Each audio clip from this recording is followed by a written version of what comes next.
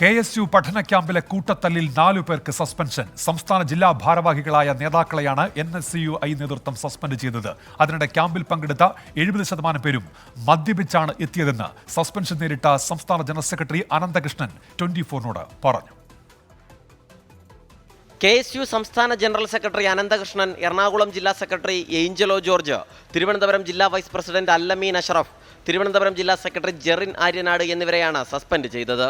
അല്ലമീൻ അഷറഫ്, ജെറിൻ ആര്യനാട് എന്നിവരെ ക്യാമ്പിലുണ്ടായ തർക്കങ്ങളുടെ പേരിലാണ് സസ്പെൻഡ് ചെയ്തത്. അനന്തകൃഷ്ണൻ, ഏഞ്ചലോ ജോർജ് എന്നിവർ മാധ്യമങ്ങൾക്ക് വാർത്ത ചോർത്തി നൽകിയെന്നാരോപിച്ചാണ് നടപടി. KPCC അധ്യക്ഷൻ K. സുധാകരനൊപ്പം നിന്നതാണ് നടപടിക്ക് കാരണമെന്ന് അനന്തകൃഷ്ണൻ ആരോപിച്ചു. KPCC അധ്യക്ഷനെ ഈ ക്യാമ്പിലേക്ക്, നെയ്യാറിൽ നടന്ന ക്യാമ്പിലേക്ക് ക്ഷണിച്ചില്ല എന്ന വാസ്തവമുണ്ട്.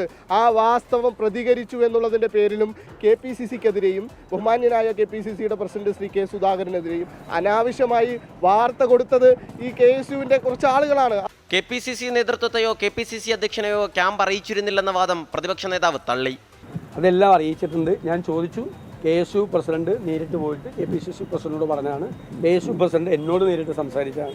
പാർട്ടി അറിയാതെ നെയ്യാറുടെ തമ്മിൽ പരിപാടി നടക്കുന്നത്. ക്യാമ്പിലുണ്ടായ തർക്കങ്ങൾ അന്വേഷിക്കാൻ KSU സംസ്ഥാന കമ്മിറ്റിയും അന്വേഷണ കമ്മീഷനെ ഉടൻ പ്രഖ്യാപിക്കും.